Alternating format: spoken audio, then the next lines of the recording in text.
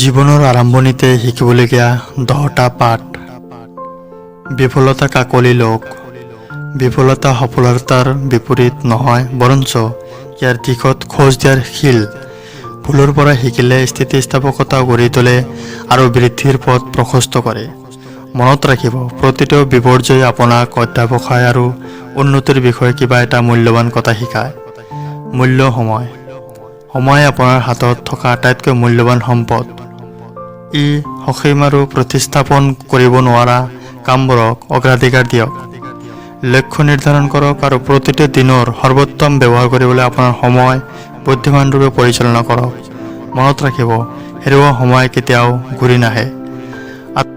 আত্মযত্ন গুৰুত্বপূৰ্ণ। আপোনাৰ শাৰীৰিক আৰু মানসিক স্বাস্থ্যৰ যত্ন লোৱাটো শীৰ্ষ অগ্ৰাধিকাৰ হ'ব লাগে। নিয়মিতভাৱে ব্যায়াম কৰক, স্বাস্থ্যসন্মত খাদ্য গ্ৰহণ কৰক আৰু শিথিল হ'বলৈ সময় উলিয়াওক। আপোনাৰ মংগল হৈছে সেই ভেটি যাৰ ওপৰত আপুনি এটা পৰিপূৰ্ণ জীৱন গঢ়ি তুলিবলৈ পাৰে।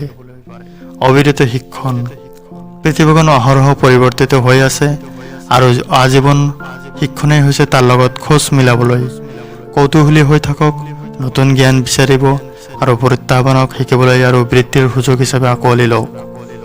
শক্তিশালী সম্পৰ্ক গঢ়ি তোলক। পৰিয়াল, বন্ধু-বান্ধৱী আৰু সহকৰ্মীৰ সৈতে অৰ্থপূৰ্ণ সম্পৰ্ক গঢ়ি তোলক। শক্তিশালী সংযোগে ভাল আৰু বেয়া দুয়োটা সময়তে সমৰ্থন আৰু সুখ প্ৰদান কৰিব পাৰে। মনত ৰাখিব, সম্পৰ্কৰ পৰিমাণ নহয়, গুণগত মানহে গুৰুত্বপূৰ্ণ। বিত্তীয় সাক্ষৰতা। আপোনাৰ বিত্তীয় অৱস্থা কেনেকৈ পৰিচালনা কৰিব লাগে সেই বিষয়ে বুজাটো অতি প্ৰয়োজনীয়। আৰ্থিক সুৰক্ষা আৰু স্বাধীনতা নিশ্চিত কৰিবলৈ জীৱনৰ আৰম্ভণিতে বাজেট, সঞ্চয় আৰু বিনিয়োগ কৰিবলৈ শিকক। নিজকে গ্ৰহণ কৰক। আপোনাৰ শক্তি আৰু দুৰ্বলতাক চিনি পাওক আৰু আঁকোৱালি লওক। আত্মগ্ৰহণ কৰিলে আত্মবিশ্বাস আৰু প্ৰকৃতিৰ জীৱনৰ সৃষ্টি হয়। আপুনি অনন্য আৰু সেইটোৱে আপোনাৰ আটাইতকৈ ডাঙৰ শক্তি। সততাৰ অভ্যাস কৰক। আপুনি যিটোৰ বাবে ধন্যবাদী সেইটো নিয়মিতভাৱে স্বীকাৰ কৰিলে জীৱনত আপোনাৰ সুখ আৰু সন্তুষ্টি বহু পৰিমাণে বৃদ্ধি পাব পাৰে। ই আপোনাৰ মনোযোগ হেৰুৱাৰ পৰা উপস্থিতিলৈ স্থানান্তৰিত কৰে। সীমা নিৰ্ধাৰণ কৰক। না ক'বলৈ শিকক আৰু সীমা নিৰ্ধাৰণ কৰক।